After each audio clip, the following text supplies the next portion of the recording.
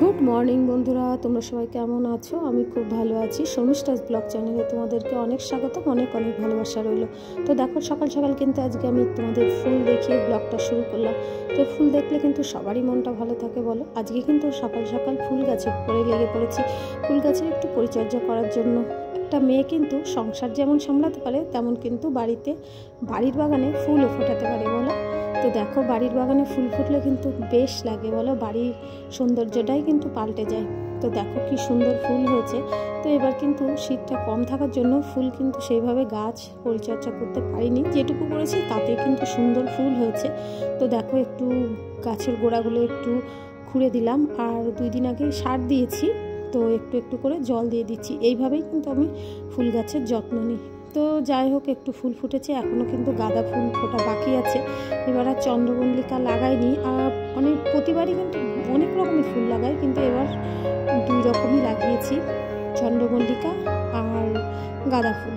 আর পুজো করার জন্য বাড়িতে লাগিয়েছি রক্তগাঁদা, ওতেই কিন্তু পুজো হয়ে যায়। দেখবে যখন টবে বড় বড় ফুল হয় না, সেই ফুলগুলো তুলতে কিন্তু খুব মায়া লাগে। তো মনে হয় থাক থাক করে কিন্তু আর পুজো দেওয়া হয় না। তো ওই জন্যই কিন্তু রক্তগাঁদা লাগিয়ে পুজো দেওয়ার জন্য। আর এদিকে টগর ফুলও টুকটাক ফুটছে একটু একটু করে। আর এদিকে দেখো, কমলা লেবু হয়েছে ছোট ছোট, কিন্তু এই লেবুগুলো কিন্তু মিষ্টি নয়, প্রচণ্ড টক, জানো তো। এই লেবুগুলো কিন্তু প্রচণ্ড টক, মুখেই দেওয়া যায় না। তো দেখতে সুন্দর লাগে। লেবু গাছে কিন্তু অনেকগুলোই লেবু হয়েছে। তো সব লেবুগুলোই পেকে গেছে, দেখো পেকে পেকে কি সুন্দর হলুদ হয়ে গেছে, দেখতে কিন্তু একদম কমলা লেবুর মতন। তো যাই হোক, এদিকে দেখো রক্তগাঁদা ফুটেছে, ভালোই ফুটেছে।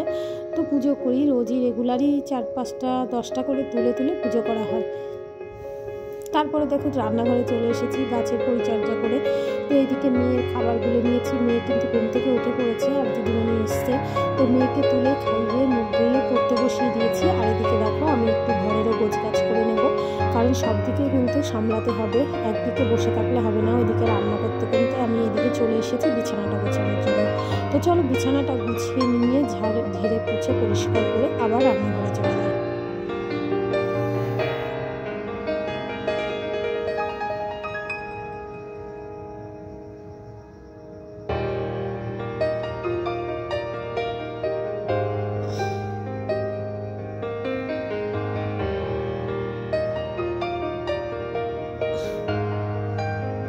এদিকে দেখো, আমার কিন্তু সুন্দর করে পরিপাটি করে বিছানা গোছানো কমপ্লিট হয়ে গেছে। তো দেখতে কিন্তু দারুণ লাগছে। দেখবে বিছানা গুছিয়ে যদি পরিপাটি করে জানলা দিয়ে একটু হালকা রোদ আসে, বেশ লাগে কিন্তু বলো, বিশেষ করে শীতকালের দিনে। তো দেখো, তারপরে এই জামা কাপড়গুলো আজকে কাচাকাচি করে নেব। আর আমার কিন্তু প্রচণ্ড ঠান্ডা লেগেছে, তোমরা গলার আওয়াজ শুনেই বুঝতে পারছো। তবুও কিন্তু এই জামা কাপড়গুলো কাচাকাচি করতেই হবে, কারণ ছেলে মেয়ে সবার স্কুল ড্রেস আছে। তো তারপরে দেখো, জামা কাপড়গুলো ভিজিয়ে এদিকে রান্নাঘরে চলে এসেছি, রান্না বসিয়েও দিয়েছি, কারণ সব দিকেই তো তাল সামলে চলতে হবে বলো, একদিকে করলে হবে না। তো যাই হোক, জামা কাপড়গুলো একটু ভিজিয়ে রেখে আসলাম, তো পরে কেচে দেবো। এদিকে ভাতটা বসিয়ে দিই, আবার সবজি দেখি কি করি। এদিকে দেখো, ভাতটা বসিয়ে আবার একটু গরম গরম চাও করে নিয়েছি। সবাই চা খাওয়া হয়ে গেছে, সবাইকে আগেই দিয়ে দিয়েছি, আমারই চা খাওয়া হয়নি। তো চলো, আমিও একটু গরম গরম চা খেয়ে এনার্জিটা বাড়িয়ে নিই, কারণ সারাদিন তো দৌড়াতে হবে বলো, এনার্জি না পেলে কি করে দৌড়ে কাজ করব। তারপরে দেখো, এদিকে মটরের ডাল পেস্ট করে নিয়েছি। আজকে একটু গরমা গরম ডালের বড়া খাবো, কারণ আজকে ডাল হবে, ওই জন্য ভাবলাম একটু ডালের বড়া করে নিই। দারুণ টেস্টি হয় কিন্তু, জানো তো, এইভাবে বড়াটা করলে। তো দেখো, এদিকে আমি কিন্তু ডালের বড়াটা প্রায় ভাজা কমপ্লিট হয়ে গেছে। এদিকে দেখো, মূলো দিয়ে আর শিম দিয়ে ডাল করেছি মটরের, শীতকালে কিন্তু বেশ লাগে জানো তো। আর এদিকে দেখো, আলু ভাজা করেছি গোল গোল করে, আর এদিকে বড়া ভাজা আছে, আর পালং শাকের তরকারি, জাস্ট জমে যাবে কিন্তু। নিরামিষ খাবারও কিন্তু ভালো ভালো পদ করলে খেতে কিন্তু দারুণ লাগে বলো। তো দেখো, এদিকে ভাতও বেড়ে নিয়েছি, বাবাকে, তোমাদের দাদাভাইকে, ছেলেকে, সবাইকেই কিন্তু ভাত দিয়ে দিয়েছি। তো আমিও খেয়ে নেব কয়টা, আমার এখনও খাওয়া হয়নি। তো সবাই খেয়ে নিক, তারপরে আমি খেয়ে নেব। তো দেখো, আমিও খাওয়া দাওয়া কমপ্লিট করে এদিকে কিছু জামা কাপড় আছে ভেজানো, তো সেইগুলোই কাছাকাছি করতে চলে এসেছি। আর মাম্মামও এসে গেছে। দেখো, আমার মেয়ে কিন্তু সব কাজে আমার হাত লাগায়, তো কিন্তু পারুক না পারুক আমার কাজে সাহায্য করার চেষ্টা করে।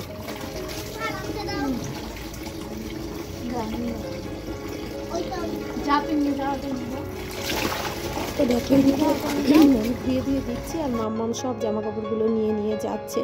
তো আমার গলায় এত সমস্যা হচ্ছে না, তো কী বলবো। এদিকে দেখো মাম্মাম বসে রোদ্রে খেলা করছে, তো আমি ওইদিকে ঘরে যা কাজ ছিল সব কমপ্লিট করে নিলাম। তো মাম্মামকে এখন স্নান করিয়ে দেবো, দারুণ রোদ আছে কিন্তু, আর জামা কাপড়গুলো সব মেলে দিয়েছিলাম।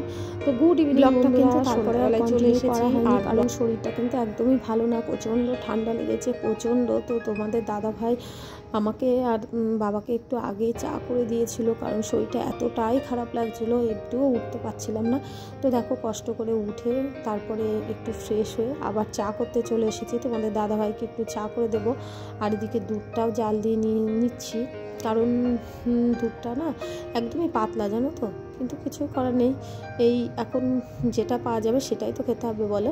এদিকে দেখো তোমাদের দাদাভাইয়ের চাটাও মোটামুটি হয়ে গেছে, তো তোমাদের দাদাভাইকে দিয়ে দেবো দুটো বিস্কিট দিয়ে। আর আমার না একটুও কিচ্ছু খেতে ভালো লাগছে না, মুখে কিন্তু একটুও স্বাদ নেই। তো যাই হোক, চলো তোমাদের দাদাভাইকে চাটা দিয়ে দিই। আর চলো ভিডিওটা এই পর্যন্তই। যদি তোমাদের ভালো লাগে লাইক কমেন্ট শেয়ার করে দিও, আমার পাশে থেকে আমাকে সাপোর্ট করো। তো রাতের খাবারও তৈরি করতে হবে, এখনও রাতের খাবার হয়নি। তো চলো ভিডিওটা আজকে এই পর্যন্তই, টাটা, গুড নাইট।